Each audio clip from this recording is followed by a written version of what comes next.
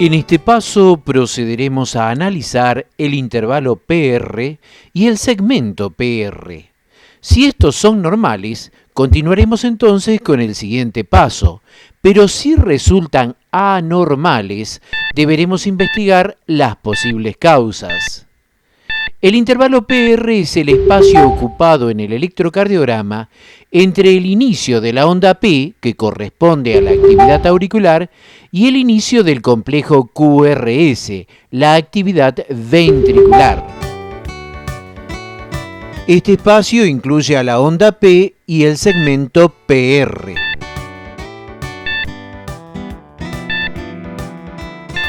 Representa entonces al tiempo que transcurre desde el inicio de la activación auricular hasta el inicio de la despolarización ventricular.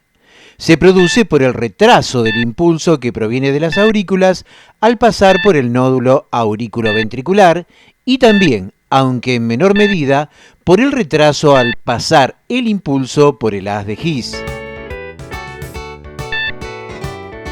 2/3 de la longitud del intervalo PR tiene un origen atrial y el otro tercio en los fascículos del haz de His y la red de Purkinje.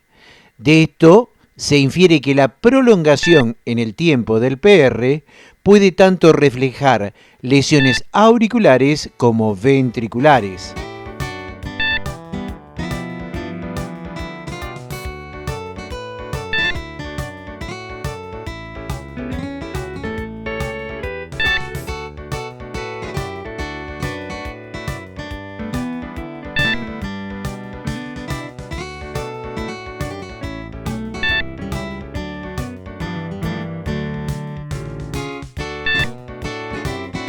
Su duración varía con la edad y con la frecuencia cardíaca, y así puede variar desde 0,08 segundos hasta 0,18 segundos. Con la edad pasa de un valor promedio de 0,10 segundos en el recién nacido a 0,14 segundos a los 12 años. El límite superior normal por encima de los 5 años es de 0,20 y en los adultos varía entre 0,12 y 0,20 segundos, o sea, 120 milisegundos a 200 milisegundos. El intervalo PR se lo suele medir mejor en la derivación D2, ya que es la cara que en general mejor se proyecta esta actividad eléctrica. De cualquier manera, para hablar de PR prolongado o PR acortado, siempre se debe medir en aquella derivación donde está más prolongado. En este nomograma podemos observar en la línea que está marcada en color celeste la variabilidad del segmento PR en cada una de las derivaciones. Estas derivaciones están señaladas en la abscisa de la parte inferior en un color rojo. La duración del PR, medida en décimas de segundos, está señalizada en la ordenada de la izquierda. Vemos como en la mayoría de las derivaciones, el PR presenta un valor por debajo de los 0,12 de segundos, salvo en D3, en la que presenta un valor de 0,17 de segundos.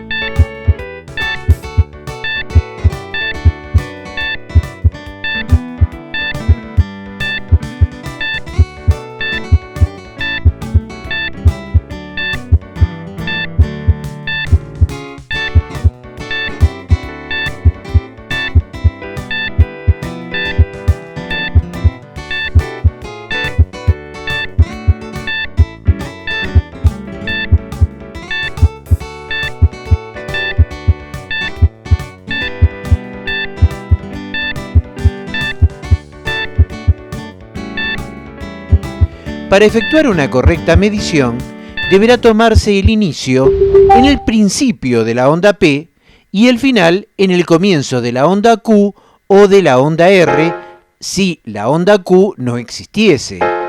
Es por ello que algunos autores hablan de intervalo PQ.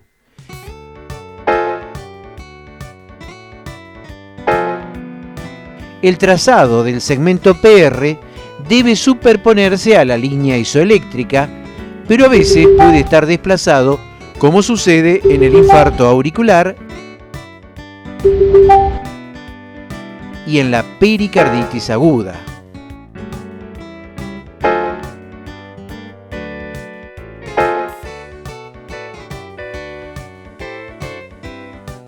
Intervalos PR corto y síndromes de preexcitación.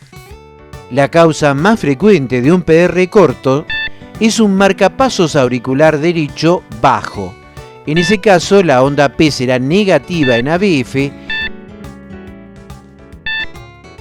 y positiva o isoeléctrica en D1. A veces se presentará como extrasístoles aisladas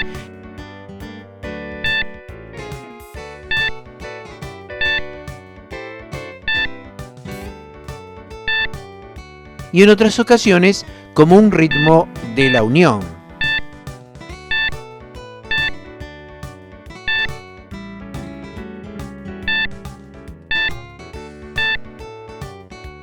También se observa un PR corto en la taquicardia sinusal, cuando la frecuencia está por encima de las 100 pulsaciones por minuto, y sobre todo cuando ya existe una circulación coronaria previamente lesionada. Esto se debe a que el sistema de conducción funciona bien en condiciones basales, pero da rápidamente muestras de agotamiento en las frecuencias altas. En esos casos, cuando la frecuencia se normaliza nuevamente, el espacio PR readquiere su dimensión normal. El PR corto significa que el estímulo eléctrico que va de las aurículas a los ventrículos es más rápido que lo normal, y eso se debe seguramente a la existencia de una vía eléctrica accesoria y anormal. Se conocen dos tipos fundamentales. Uno es el síndrome de Long-Gannon-Levin, el cual tiene un intervalo PR acortado debido a la presencia del citado camino accesorio que evita el nódulo aurículo-ventricular por fibras de conducción que conectan el tejido auricular directamente con el haz de His. Se las conoce como fibras de James. O también por una vía que se une directamente con el seno y sigue el camino de conducción típica por el sistema His-Purkinje. Se caracteriza por la presencia de taquiarritmias atriales. Los complejos QRS suelen ser estrechos, pues no suele existir alteración de la conducción interventricular y no aparecen ondas delta por empastamiento de la rama ascendente del QRS, especialmente en D1, ABL, B5 y B6.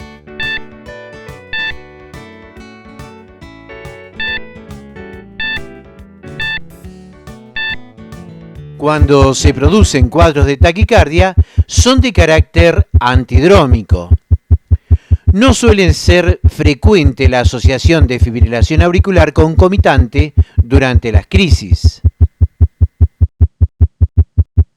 El otro síndrome de preexcitación es el síndrome de Wolff-Parkinson-White, una enfermedad congénita que aparece en una de cada 500 consultas de cardiología y es la segunda causa de taquicardia paroxística supraventricular.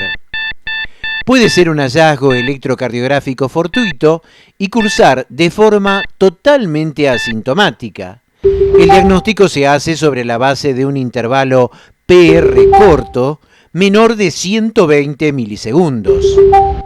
El estímulo sinusal dispone de dos vías alternativas para llegar a los ventrículos. la normal, que pasa por el nodo aurículo-ventricular, y la anómala, que pasa por el haz de Kent. Esta ruta adicional produce una taquicardia supraventricular por reentrada o una fibrilación auricular.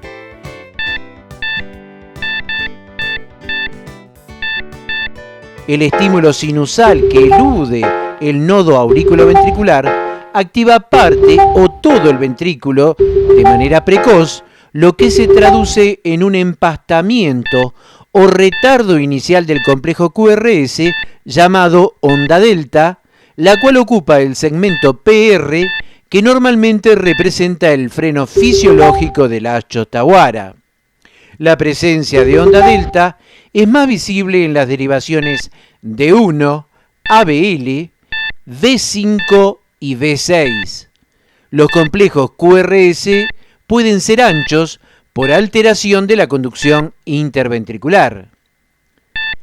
Las vías accesorias son bandas de tejidos capaces de transmitir el impulso de despolarización desde las aurículas a los ventrículos, esto es en forma anterógrada, y viceversa, conocida como transmisión retrógrada, de los ventrículos a las aurículas, o bien al margen de las vías normales de conducción, como puede ser el nódulo aurículo-ventricular y el haz de His, o bien con la participación parcial de las mismas. Existen en el Wolff-Parkinson-White dos tipos principales de vías accesorias. Uno es el tipo 1, tipo fascículo de Kent, que se caracteriza por un PR corto, onda delta de preexcitación ventricular y QRS prolongado. Este tipo de vía accesoria, en presencia de taquicardia supraventricular o fibrilación auricular, produce el síndrome de Wolff-Parkinson-White. Se caracteriza por una banda de tejido de conducción que puentea el nódulo aurículo-ventricular y el haz de His, preexcitando directamente a los ventrículos. El segundo tipo principal de vía accesoria es el tipo Mannheim, con un PR normal, con nula o pequeña onda delta y un QRS prolongado. En este tipo de vía accesoria, el impulso de despolarización viaja a través del nódulo aurículo-ventricular, pero el ventrículo se preexcita rápidamente a partir de fibras de tejido de conducción al margen del haz de His. Intervalo PR prolongado. El bloqueo aurículo-ventricular se divide tradicionalmente en bloqueos de primero, segundo o tercer grado, los cuales ya fueron analizados en uno de los videos anteriores.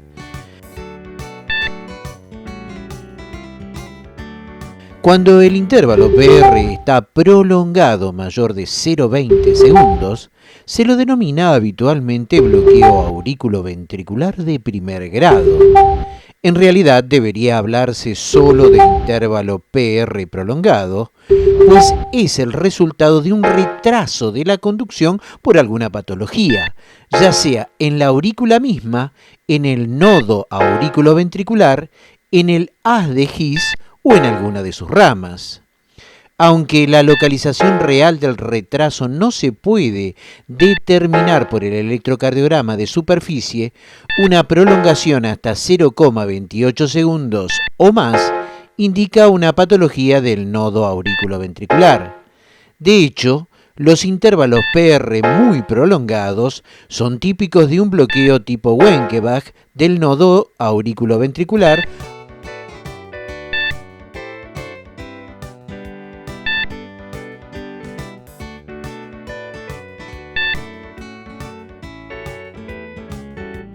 o de un bloqueo del nodo aurículo-ventricular tipo 2-1.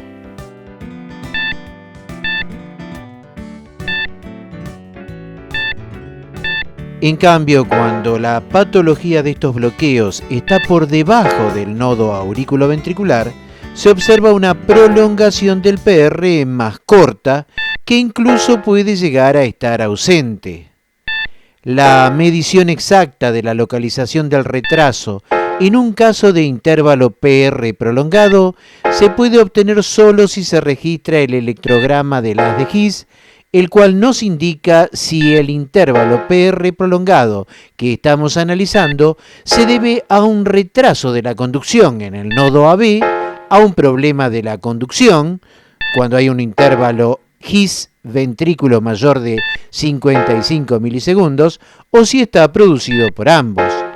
A modo ilustrativo, observamos aquí el electrograma del haz de Higgs, el cual es un registro intracardíaco de la actividad eléctrica de la aurícula, del haz de Higgs y del ventrículo. Estas tres deflexiones y estos tres intervalos que vemos en el electrograma del haz de Higgs nos aportan la siguiente información. Intervalo PA indica el tiempo que demora para la activación desde el comienzo de la onda P a la parte baja de la aurícula derecha. Su retraso se observa en los bloqueos de primer grado. El intervalo AH indica el tiempo que demora para la activación desde la deflexión auricular al haz de Higgs. Su retraso se observa en los bloqueos de primero y tercer grado, así como en los bloqueos de segundo grado tipo 1. El intervalo HB indica el tiempo que demora recorriendo las ramas desde la deflexión del haz de Higgs hasta el inicio de la deflexión ventricular en el electrograma del haz de Higgs. Su retraso implica algún tipo de bloqueo auriculoventricular de primer grado, de segundo grado tipo 1 y tipo 2, o directamente un bloqueo AB de tercer grado.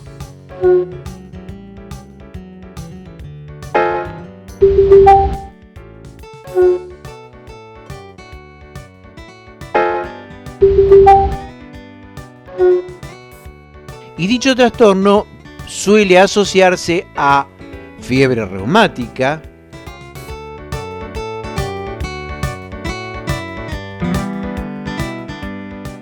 algunos fármacos como los digitálicos, la quinidina, los beta bloqueantes,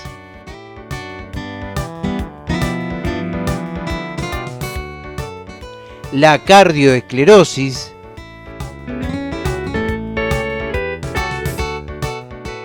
las enfermedades infecciosas como la difteria, la fiebre tifoidea,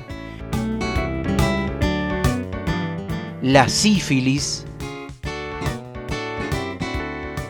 algunas cardiopatías congénitas, lo cual es un dato inespecífico, aunque de alguna frecuencia en las comunicaciones interauriculares, cardiomiopatías, amiloidosis del miocardio, a veces sin ninguna evidencia de enfermedad orgánica cardiovascular,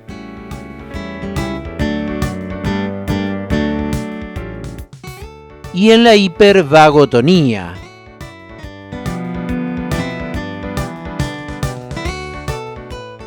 Habiendo considerado las anormalidades del intervalo PR, se continuará entonces con el siguiente paso.